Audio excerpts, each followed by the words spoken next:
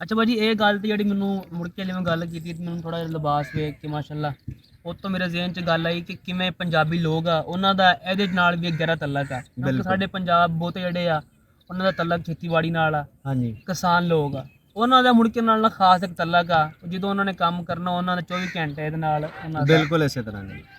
ਤੇ ਅੱਜ ਮੈਂ ਗੱਲ ਕਰਨਾ ਚਾਹਾਂਗਾ ਜਿਹੜੀ ਪੰਜਾਬੀ ਜ਼ੁਬਾਨ 'ਚ ਜਿੱਦਤ ਆ, ਯਾਨੀ ਪੰਜਾਬੀ ਜ਼ੁਬਾਨ ਦੇ ਅੰਦਰ ਜਿਹੜੇ ਨਵੇਂ ਲਫ਼ਜ਼ ਆ ਜਾਂਦੇ ਕਿਸੇ ਹੋਰ ਜ਼ੁਬਾਨ 'ਚੋਂ, ਤੁਹਾਡੇ ਨਜ਼ਦੀਕ ਇਹ ਵਕਤ ਦੀ ਜ਼ਰੂਰਤ ਆ ਜਾਣਾ ਬਿਹਤਰ ਗੱਲ ਆ ਜਾਂ ਨਹੀਂ ਹੋਣੇ ਚਾਹੀਦੇ? ਤੁਸੀਂ ਇਸ ਚੀਜ਼ ਨੂੰ ਕਿੱਦਾਂ ਵੇਖਦੇ ਹੋ? ਇਹਦੇ ਵਿੱਚ ਜਿਹੜਾ ਨਾ ਜੀ, ਮੈਂ ਪੰਜਾਬੀ ਤੋਂ ਹਟ ਕੇ ਪਹਿਲਾਂ ਉਰਦੂ ਦੀ ਗੱਲ ਕਰਾਂਗਾ। ਉਰਦੂ ਦਾ ਲਫ਼ਜ਼ੀ ਮਾਨੀ ਕਹਿੰਦੇ ਨੇ ਕਿ ਇੱਕ ਲਸ਼ਕਰ ਦਾ ਵਾ, ਹੂੰ ਕਿ ਇਹ ਖੁਦ ਉਰਦੂ ਜ਼ੁਬਾਨ ਕੋਈ ਜ਼ੁਬਾਨ ਨਹੀਂ ਹੈ। ਮਿਕਸਚਰ ਆ। ਹਾਂਜੀ, ਇਹਨਾਂ ਨੇ ਮਸਤਾਰ ਲੈ ਕੋਈ ਲਫ਼ਜ਼, ਕੋਈ ਹਾਂਜੀ। ਅੰਗਰੇਜ਼ੀ ਕੋਲੋਂ, ਕੋਈ ਫਾਰਸੀ ਕੋਲੋਂ। ਫਾਰਸੀ ਦਾ ਤਾਂ ਖੈਰ ਬਹੁਤ ਵੱਡਾ ਹਿੱਸਾ ਉਰਦੂ ਜ਼ੁਬਾਨ ਦੇ ਵਿੱਚ ਮੌਜੂਦ ਆ। ਹਾਂਜੀ। ਕੁਝ ਪੰਜਾਬੀ ਕੋ ਲਫ਼ਜ਼ ਲੈ ਲਏ ਉਹਨਾਂ ਨੇ, ਕੁਝ ਸਰਾਇਕੀ ਕੋ ਲੈ ਲਏ, ਕੋਈ ਰਚਨਾਵੀ ਕੋ ਲੈ ਲਏ।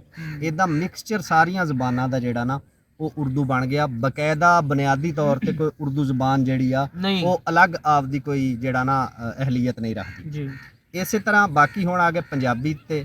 ਪੰਜਾਬੀ ਦੇ ਵਿੱਚ ਨਵੇਂ ਲਫ਼ਜ਼ ਜਿਹੜੇ ਆ ਉਹ ਜਮ੍ਹਾਂ ਹੁੰਦੇ ਰਹਿੰਦੇ ਨੇ, ਔਰ ਉਹ ਲਫ਼ਜ਼ ਹਰ ਜ਼ੁਬਾਨ ਦੇ ਵਿੱਚ ਹੀ ਜਮ੍ਹਾਂ ਹੁੰਦੇ ਰਹਿੰਦੇ ਨੇ। ਮਿਸਾਲ ਦੇ ਤੌਰ ਹੁਣ ਅਗਰ ਤੁਸੀਂ ਕੰਪਿਊਟਰ ਕਹਿ ਲਓ ਜਾਂ ਟੈਲੀਫੋਨ ਕਹਿ ਲਓ ਜਾਂ ਮੋਬਾਈਲ ਕਹਿ ਲਓ ਜਾਂ ਇੰਟਰਨੈਟ ਕਹਿ ਲਓ, ਹਾਂਜੀ। ਤੇ ਇਹ ਇਦਾਂ ਦੇ ਲਫ਼ਜ਼ ਨੇ ਕਿ ਜਿਹੜੇ ਇਹਨਾਂ ਦੇ ਇਜਾਦ ਕਰਨ ਵਾਲੇ ਆ ਇਹਨਾਂ ਚੀਜ਼ਾਂ ਨੂੰ, ਉਹਨਾਂ ਨੇ ਹੀ ਇਹਨਾਂ ਦੇ ਨਾਮ ਰੱਖ ਛੱਡੇ ਨੇ ਤੇ ਉਹ ਜਮ੍ਹਾਂ ਹੋ ਜਾਂਦੇ ਨੇ ਹਾਂਜੀ। ਜ਼ੁਬਾਨਾਂ ਦੇ ਵਿੱਚ। ਉਹ ਜਿਹੜੀ ਜ਼ੁਬਾਨ ਦੇ ਵਿੱਚ ਵੀ ਤੁਸੀਂ ਉਹਦਾ ਨਾਂ ਲਓਗੇ, ਉਹ ਕੰਪਿਊਟਰ ਨੂੰ ਕੰਪਿਊਟਰ ਹੀ ਬੋਲਿਆ ਜਾਏਗਾ, ਇੰਟਰਨੈਟ ਨੂੰ ਇੰਟਰਨੈਟ ਬੋਲਿਆ ਜਾਏਗਾ।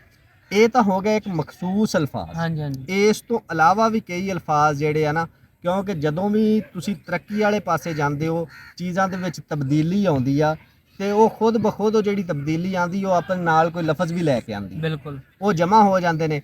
ਤੇ ਦੂਸਰਾ, ਕੁਛ ਜਿਹੜੇ ਅਲਫਾਜ਼ ਆ ਉਹ ਇਦਾਂ ਦੇ ਨੇ ਜਿਹੜੇ ਅਸੀਂ ਖੁਦ ਜਮ੍ਹਾਂ ਕੀਤੇ ਹੋਏ ਨੇ, ਗੈਰ ਜ਼ਰੂਰੀ। ਉਹਨਾਂ ਤੋਂ ਗੈਰ ਜ਼ਰੂਰੀ ਆ, ਉਹਨਾਂ ਤੋਂ ਸਾਨੂੰ ਬਚਣਾ ਚਾਹੀਦਾ। ਕਿ ਅਸੀਂ ਉਹਦੇ ਵਿੱਚ ਉਰਦੂ ਦੇ ਲਫ਼ਜ਼ ਜਾਂ ਅਸੀਂ ਅੰਗਰੇਜ਼ੀ ਦੇ ਲਫ਼ਜ਼ ਹਾਂਜੀ ਜਾਂ ਹਿੰਦੀ ਦੇ ਲਫ਼ਜ਼, ਤਾਂ ਖੈਰ ਉਹ ਉਰਦੂ ਨਾਲ ਮਿਲਦੇ ਜੁਲਦੇ ਨੇ, ਕੋਈ ਐਡਾ ਉਹਦੇ ਵਿੱਚ ਨਹੀਂ ਹੈ। ਹਾਂਜੀ ਤੇ ਉਹ ਅਸੀਂ ਖੁਦ ਬਖੁਦ ਅਗਰ ਆਪਦੀ ਜ਼ੁਬਾਨ ਦੇ ਵਿੱਚ ਸ਼ਾਮਲ ਕੀਤੀ ਜਾਈਏ ਤੇ ਬੋਲੀ ਜਾਈਏ, ਇਹ ਮਾੜੀ ਗੱਲ ਆ। ਅਗਰ ਪੰਜਾਬੀ ਦੇ ਵਿੱਚ ਉਹਨਾਂ ਲਫ਼ਜ਼ਾਂ ਦੇ ਮੁਤਾਬਕ ਲਫ਼ਜ਼ ਸਾਡੇ ਕੋਲ ਮੌਜੂਦ ਆ ਤੇ ਹਾਂਜੀ। ਸਾਨੂੰ ਉਹੀ ਲਫ਼ਜ਼ ਬੋਲਣੇ ਚਾਹੀਦੇ ਨੇ। ਬਿਲਕੁਲ। ਸਾਨੂੰ ਉਹਦੀ ਥਾਂ ਤੇ ਅੰਗਰੇਜ਼ੀ ਦਾ ਜਾਂ ਕੋਈ ਹੋਰ ਕਿਸੇ ਜ਼ੁਬਾਨ ਦਾ ਲਫ਼ਜ਼ ਉਹ ਤੋਂ ਨਹੀਂ ਸਾਨੂੰ ਬੋਲਣਾ ਯਾਨੀ ਕਿ ਚਾਹੀਦਾ। ਨਾ ਇਜਤਨਾਬ ਕਰਨਾ ਚਾਹੀਦਾ। ਬਿਲਕੁਲ ਉਹਦੇ ਤੋਂ ਹੁਣ ਬਚਣਾ ਜਿਵੇਂ ਮੈਂ ਚਾਹੀਦਾ ਆਖਿਆ ਵਾ। ਇਜਤਨਾਬ ਕਰਨਾ ਚਾਹੀਦਾ, ਹਾਂਜੀ। ਇਹ ਵੀ ਲਫ਼ਜ਼ ਉਰਦੂ ਦਾ। ਇਹ ਉਰਦੂ ਦਾ ਬਿਲਕੁਲ। ਯਾਨੀ ਕਿ ਸਾਡੇ ਅੰਦਰ ਅਸੀਂ ਅਗਰ ਨਾਮ ਹੀ ਚਾਹੀਏ ਤੇ ਸਾਡੇ ਅੰਦਰ ਇਹ ਲਫ਼ਜ਼ ਭਰ ਚੁੱਕੇ ਨੇ ਕਿ ਸਾਨੂੰ ਉਹਨਾਂ ਦਾ ਬਾਜ਼ੂਕਾਤ, ਹਾਂਜੀ ਬਾਜ਼ੂਕਾਤ ਮੈਂ ਆਖਦਾ, ਹਾਂਜੀ ਇਹੋ ਜਿਹੇ ਕਈ ਲਫ਼ਜ਼ ਅਸੀਂ ਨਾ ਚਾਹੁੰਦੇ ਹੋਇਆਂ ਵੀ ਸਾਡੇ ਮੂੰਹ 'ਚ ਨਿਕਲ ਆਉਂਦੇ ਆ। ਅੱਛਾ ਭਾਜੀ, ਕੋਸ਼ਿਸ਼ ਆਪਣੀ ਇਹ ਵਾ ਕਿ ਆਪਾਂ ਜ਼ੁਬਾਨ ਨੂੰ ਉੱਤੇ ਲੈ ਕੇ ਜਾਈਏ, ਜ਼ਿਆਦਾ ਲੋਕਾਂ ਤੱਕ ਆਪਣਾ ਜਿਹੜਾ ਮਕਸਦ ਆ ਉਹਨੂੰ ਪਹੁੰਚਾ ਸਕੀਏ ਕਿ ਆਪਦੀ ਜ਼ੁਬਾਨ ਤੇ ਕਾਇਮ ਰਹੋ, ਆਪਣੇ ਵਿਰਸੇ ਤੇ ਕਾਇਮ ਰਹੋ। ਆਪਾਂ ਜ਼ੁਬਾਨ ਦੀ ਗੱਲ ਕਰਦੇ ਹਾਂ, ਤੁਹਾਨੂੰ ਨਹੀਂ ਲੱਗਦਾ ਕਿ ਜਿਹੜੀ ਜ਼ੁਬਾਨ ਦੀ ਇੱਕ ਮੁਹੀਤ ਹੋ ਜਾਣਾ, ਯਾਨੀ ਕਿ ਤੁਹਾਡੀ ਜ਼ੁਬਾਨ ਦੇ ਵਿੱਚ ਅਗਰ ਫਲਸਫੇ ਦਾ ਨਹੀਂ ਏਡਾ ਕੰਮ ਹੋਇਆ ਜਾਂ ਕੋਈ ਸਾਇੰਸ ਦਾ ਏਡਾ ਕੰਮ ਨਹੀਂ ਹੋਇਆ, ਤੇ ਤੁਹਾਡੇ ਜਿਹੜੇ ਬਾਲ ਬੱਚੇ ਆ ਉਹ ਫਿਰ ਉਹਨਾਂ ਚੀਜ਼ਾਂ ਦੇ ਬਾਰੇ ਸੋਚ ਨਹੀਂ ਸਕਦੇ। ਯਾਨੀ ਕਿ ਦੇਖੋ, ਅਗਰ ਤੁਹਾਡੇ ਬਾਲ ਨੂੰ ਨਹੀਂ ਪਤਾ ਕਿ ਮਰਕਰੀ ਕੀ ਆ, ਮਰੀਖ ਕੀ ਆ, ਗਲੈਕਸੀ ਕਿਹਨੂੰ ਕਹਿੰਦੇ ਆ, ਸਟਾਰਸ ਦੇ ਨਾਮਾਂ ਦਾ ਨਹੀਂ ਪਤਾ, ਜਾਂ ਤੁਹਾਡੀ ਕੋਈ ਪੰਜਾਬੀ ਦੀ ਹਿਸਟਰੀ 'ਚ, ਪੰਜਾਬੀ ਫਲਸਫੇ 'ਚ, ਪੰਜਾਬੀ ਦੀ ਕੋਈ ਵੀ ਜਿਹੜੀ ਲਿਟਰੇਚਰ ਦਾ ਕੰਮ ਪੰਜਾਬੀ ਦਾ, ਉਹਦੇ ਵਿੱਚ ਅਗਰ ਇਹਨਾਂ ਚੀਜ਼ਾਂ ਦੇ ਮਖਸੂਸ ਨਾਮ ਨਹੀਂ ਹੈਗੇ ਪੰਜਾਬੀ ਜ਼ੁਬਾਨ 'ਚ, ਮਤਲਬ ਤੁਹਾਡੇ ਕੋਲ ਪੰਜਾਬੀ ਜ਼ੁਬਾਨ 'ਚ ਉਹਦਾ ਕੋਈ ਲਫ਼ਜ਼ ਹੀ ਨਹੀਂ ਹੈਗਾ, ਤੇ ਸਾਡੇ ਜਿਹੜੇ ਲੋਕ ਆ ਉਹਨਾਂ ਦੇ ਬਾਰੇ ਸੋਚ ਹੀ ਨਹੀਂ ਸਕਦੇ। ਕਿਉਂਕਿ ਇਨਸਾਨ ਸਿਰਫ ਉਹ ਚੀਜ਼ ਸੋਚਦਾ ਵਾ ਜਿਹਦੇ ਬਾਰੇ ਨਾ ਉਹਨੂੰ ਨਾਮ ਹੋਵੇ, ਪਤਾ ਹੋਵੇ ਕਿ ਆਹ ਚੀਜ਼ ਆ। ਯਾਨੀ ਅਸੀਂ ਕਿਸੇ ਚੀਜ਼ ਦੇ ਬਾਰੇ ਅਗਰ ਰਾਏ ਕਾਇਮ ਕਰਦੇ ਨਾ ਆਪਦੀ ਕਿ ਆਹ ਚੀਜ਼ ਇੰਝ ਹੈ, ਯਾਨੀ ਕਿ ਮੋਬਾਈਲ ਦਾ ਅਸੀਂ ਸੋਚਦੇ ਹਾਂ, ਸਾਡੇ ਅੱਗੇ ਤੋਂ ਸਾਹਮਣੇ ਨਾ ਆ ਜਾਂਦਾ ਕਿ ਸ਼ਕਲ ਕੀ ਮੋਬਾਈਲ ਦੀ, ਕੰਪਿਊਟਰ ਦਾ ਅਸੀਂ ਨਾਲ ਲੈਂਦੇ, ਸਾਡੇ ਸਾਹਮਣੇ ਉਹਦੀ ਕੰਪਿਊਟਰ ਦੀ ਸ਼ਕਲ ਆ ਜਾਂਦੀ।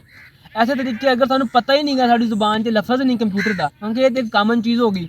ਲੇਕਿਨ ਮੈਂ ਗੱਲ ਕਰਦਾ ਵੱਡੇ ਲੈਵਲ 'ਤੇ, ਜਦੋਂ ਸਾਇੰਟੀਫਿਕ ਲੈਵਲ 'ਤੇ ਜਿਹੜੇ ਬੰਦੇ ਨੇ ਕੋਸਮੋਲੋਜੀ ਪੜ੍ਹਨੀ ਆ, ਯਾਨੀ ਸਿਆਰਿਆਂ ਦਾ ਇਲਮ ਹਾਸਲ ਕਰਨਾ, ਜਾਂ ਓਸ਼ਨ ਦੀ ਨੌਲੇਜ ਨੂੰ ਮਤਲਬ ਕਿ ਇਲੈਬੋਰੇਟ ਕਰਨਾ, ਮਤਲਬ ਕਿ ਉੱਤੇ ਆਪਣੀ ਜਿਹੜੀ ਹੈਗੀ ਆ ਇਲਮ ਨੂੰ ਵਸੀਹ ਕਰਨਾ, ਉਹਦੇ ਵਾਸਤੇ ਸਾਡੇ ਕੋਲ ਜਦੋਂ ਲਫ਼ਜ਼ ਨਹੀਂ ਹੋਣਗੇ, ਸਾਡੀ ਜਿਹੜੀ ਜ਼ੁਬਾਨ ਆ ਉੱਤੇ ਕੰਮ ਨਹੀਂ ਹੋ ਸਕਿਆ, ਉੱਥੇ ਤੁਹਾਨੂੰ ਇਹ ਜਿਹੜੀ ਜ਼ੁਬਾਨ ਪੰਜਾਬੀ ਆ ਕਿੰਨਾ ਤੁਹਾਨੂੰ ਡਿਸਪੁਆਇੰਟ ਕਰਦੀ ਆ।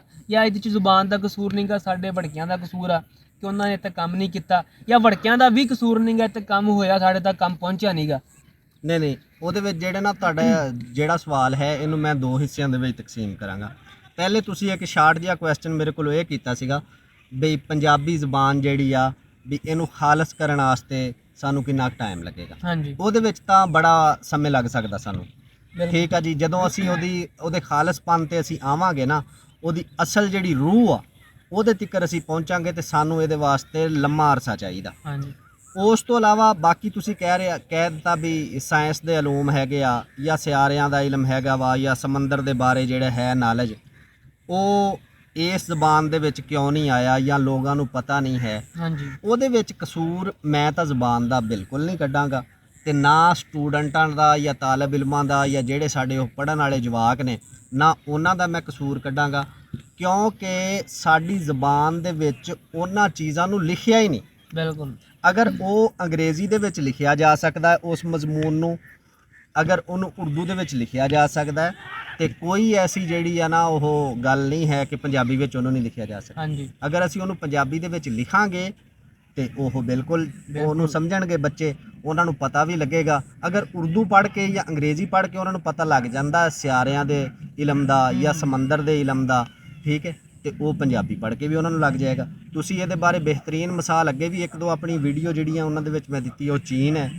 ਚੀਨ ਨੇ ਜਿੰਨਾ ਵੀ ਜਿੱਥੋਂ ਵੱਡੀਆਂ ਵੱਡੀਆਂ ਕਿਤਾਬਾਂ ਉਹਨਾਂ ਨੇ ਚੱਕੀਆਂ, ਜਿਹੜੇ ਮੁਲਕ ਤੋਂ ਪੁਰਾਣੀਆਂ ਕਿਤਾਬਾਂ ਇਬਨ ਸੀਨਾ ਦੇ ਦੌਰ ਦੀਆਂ ਵੀ ਉਹਨਾਂ ਨੇ ਚੱਕੀਆਂ, ਤੇ ਜਦੀਦ ਕਿਤਾਬਾਂ ਜਿਹੜੀਆਂ ਹੁਣ ਅਮਰੀਕਾ ਯੂਰਪ ਦੇ ਵਿੱਚ ਸਾਇੰਸ ਦੇ ਇਲਮ ਪੜ੍ਹਾਏ ਜਾਂਦੇ, ਉਹ ਕਿਤਾਬਾਂ ਵੀ ਉਹਨਾਂ ਨੇ ਚੱਕੀਆਂ। ਲੇਕਿਨ ਸਭ ਤੋਂ ਪਹਿਲਾਂ ਉਹਨਾਂ ਦਾ ਤਰਜਮਾ ਉਹਨਾਂ ਨੇ ਆਪਣੀ ਚਾਈਨੀ ਜ਼ਬਾਨ ਵਿੱਚ ਕੀਤਾ। ਹਾਂਜੀ ਉਹ ਉਹਨਾਂ ਦੇ ਜਿਹੜੇ ਪੜ੍ਹਾਕੂ ਬੱਚੇ ਨੇ ਉਹਨਾਂ ਨੂੰ ਸਮਝਣ ਵਿੱਚ ਗੱਲ ਸੌਖੀ ਹੈ, ਉਹਨਾਂ ਦੀ ਅਕਲ 'ਚ ਛੇਤੀ ਗੱਲ ਬਹਿ ਜਾਂਦੀ ਹੈ। ਉਹ ਲਫ਼ਜ਼ ਉਹਨਾਂ ਨੇ ਬਾਰ-ਬਾਰ ਆਪਣੇ ਮਾਂ ਪਿਓ ਕੋਲੋਂ, ਉਸ ਤੋਂ ਬਾਅਦ ਉਹਨਾਂ ਨੇ ਆਪਣੇ ਸਕੂਲ ਦੇ ਵਿੱਚੋਂ, ਆਪਦੇ ਮੁਹੱਲੇ ਦੇ ਵਿੱਚੋਂ, ਉਹ ਉਹਨਾਂ ਨੇ ਬਾਰ-ਬਾਰ ਸੁਣੇ ਹੋਣੇ ਨੇ ਤੇ ਉਹੀ ਕਿਤਾਬ 'ਚ ਲਿਖੇ ਪਏ ਨੇ, ਤੇ ਉਹ ਬੜੀ ਛੇਤੀ ਉਹਨਾਂ ਨੂੰ ਸਮਝਣ ਦਾ ਮੌਕਾ ਮਿਲ ਜਾਂਦਾ ਹੈ।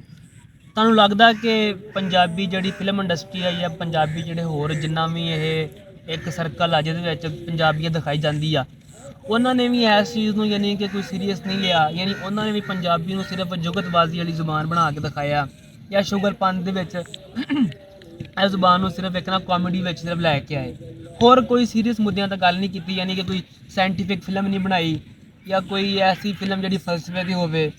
ਮਤਲਬ ਇਹਨਾਂ ਤੁਹਾਨੂੰ ਲੱਗਦਾ ਕਿ ਜਿਹੜੇ ਸਾਡੇ ਫਿਲਮ ਨਗਾਰ ਆ ਜਾਂ ਫਿਲਮਾਂ ਲਿਖਣ ਵਾਲੇ ਜਾਂ ਡਾਇਰੈਕਟਰ ਆ, ਉਹਨਾਂ ਨੂੰ ਕੰਮ ਕਰਨਾ ਚਾਹੀਦਾ ਇਹਨਾਂ ਚੀਜ਼ਾਂ 'ਤੇ, ਸਾਇੰਟੀਫਿਕ ਚੀਜ਼ਾਂ ਲੈ ਕੇ ਆਉਣੀਆਂ ਚਾਹੀਦੀਆਂ ਨੇ ਇੰਡਸਟਰੀ 'ਚ।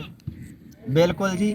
ਦੇਖੋ ਜੀ, ਫਿਲਮ ਨੇ ਤੁਹਾਨੂੰ ਕੁਛ ਨਹੀਂ ਕਹਿਣਾ, ਉਹਨੇ ਨਹੀਂ ਕਹਿਣਾ ਵੀ ਮੈਨੂੰ ਤੁਸੀਂ ਸਾਇੰਸ ਤੇ ਬਣਾਉਂਦੇ ਪਏ ਹੋ ਤੇ ਕਿਉਂ ਬਣਾਉਂਦੇ ਪਏ ਹੋ, ਤੁਸੀਂ ਮੈਨੂੰ ਖੇਲ ਤੇ ਬਣਾਉਂਦੇ ਪਏ ਹੋ ਤੇ ਕਿਉਂ ਬਣਾਉਂਦੇ ਪਏ ਹੋ, ਤੁਸੀਂ ਜਿਹੜਾ ਵਾ ਸਿਤਾਰਿਆਂ ਦੇ ਇਲਮ ਤੇ ਬਣਾਉਂਦੇ ਪਏ ਹੋ ਜਾਂ ਸਮੁੰਦਰ ਦੇ ਇਲਮ ਤੇ ਬਣਾਉਂਦੇ ਪਏ ਹੋ ਤੇ ਕਿਉਂ ਬਣਾਉਂਦੇ ਪਏ ਹੋ, ਤੁਸੀਂ ਜ਼ਮੀਨੀ ਹਕਾਇਕ ਜਿਹੜੇ ਨੇ ਜਾਂ ਜਦੀਦ ਜਿਹੜੀ ਆ ਐਟਮ ਵਾਲੀ ਤੁਸੀਂ ਟੈਕਨੋਲੋਜੀ ਲੈ ਲਓ, ਇਹਦੇ ਤੇ ਅਗਰ ਤੁਸੀਂ ਬਣਾ ਰਹੇ ਹੋ ਜਾਂ ਗੱਡੀਆਂ ਤੇ ਜਾਂ ਮੋਬਾਈਲ ਫੋਨ ਤੇ ਜਾਂ ਕੰਪਿਊਟਰ ਤੇ, ਉਹ ਪੰਜਾਬੀ ਜ਼ਬਾਨ ਤੁਹਾਨੂੰ ਕਦੀ ਵੀ ਨਹੀਂ ਕਹੇਗੀ ਕਿ ਵੀ ਫਿਲਮ ਕਿਉਂ ਬਣਾ ਰਹੇ।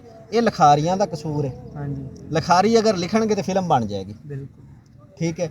ਉਸ ਤੋਂ ਇਲਾਵਾ ਜਿਹੜਾ ਤੁਸੀਂ ਦੇਖਿਆ ਹੋਏਗਾ ਕਿ ਪੰਜਾਬ ਦੇ ਅਸੀਂ ਵਾਸੀ ਆ ਨਾ, ਕਿਆ ਪੰਜਾਬ ਦੇ ਵਿੱਚੋਂ ਵਕੀਲ ਨਹੀਂ ਆਉਂਦੇ, ਆਉਂਦੇ ਡਾਕਟਰ ਨਹੀਂ ਆਉਂਦੇ, ਬਿਲਕੁਲ ਸਾਇੰਸਦਾਨ ਨਹੀਂ ਆਉਂਦੇ, ਬਿਲਕੁਲ ਖੇਡਾਂ ਖੇਡਣ ਵਾਲੇ ਵੱਡੇ ਵੱਡੇ ਖਿਡਾਰੀ ਨਹੀਂ ਆਉਂਦੇ ਇੱਥੋਂ।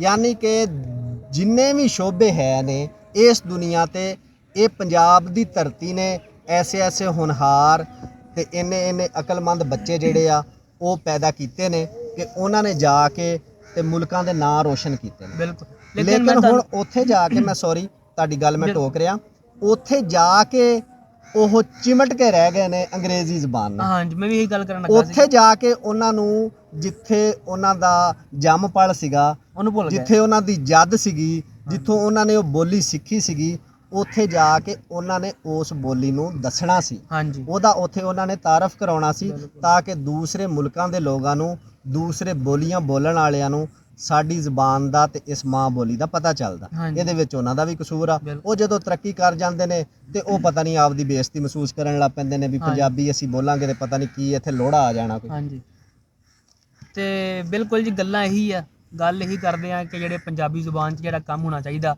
ਉਹ 'ਤੇ ਕੰਮ ਹੋਵੇ।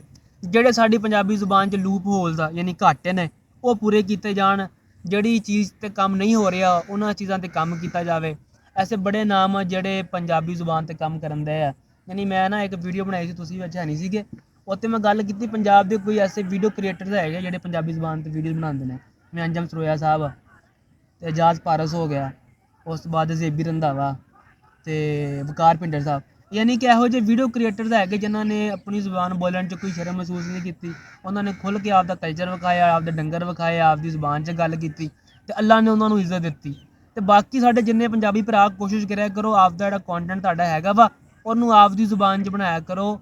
ਅਗਰ ਤੁਹਾਨੂੰ ਉਹਦਾ ਮਸ਼ਹੂਰ ਕਰਨਾ ਹੋਇਆ, ਤੁਸੀਂ ਫੇਮਸ ਹੋਣਾ ਹੋਇਆ, ਤੁਸੀਂ ਆਪਦੀ ਜ਼ੁਬਾਨ 'ਚ ਵੀ ਹੋ ਜਾਓਗੇ।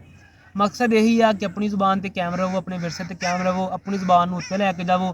ਤੁਹਾਡੀ ਜ਼ੁਬਾਨ 'ਚ ਜਿਹੜੇ ਘਾਟੇ ਆ ਉਹਨੂੰ ਆਪਾਂ ਪੂਰਾ ਕਰਨਾ। ਤੇ ਇਹਨਾਂ ਗੱਲਾਂ ਦੇ ਨਾਲ ਹੀ ਅੱਜ ਦੀ ਵੀਡੀਓ ਦਾ ਐਂਡ ਕਰਦੇ ਹਾਂ। ਤੁਹਾਡੇ ਨਾਲ ਮਿਲਦੇ ਹਾਂ ਨਵੀਂ ਵੀਡੀਓ 'ਚ। ਸਾਨੂੰ ਦਿਓ ਇਜਾਜ਼ਤ ਜੀ। ਰੱਬ ਰਾਖਾ।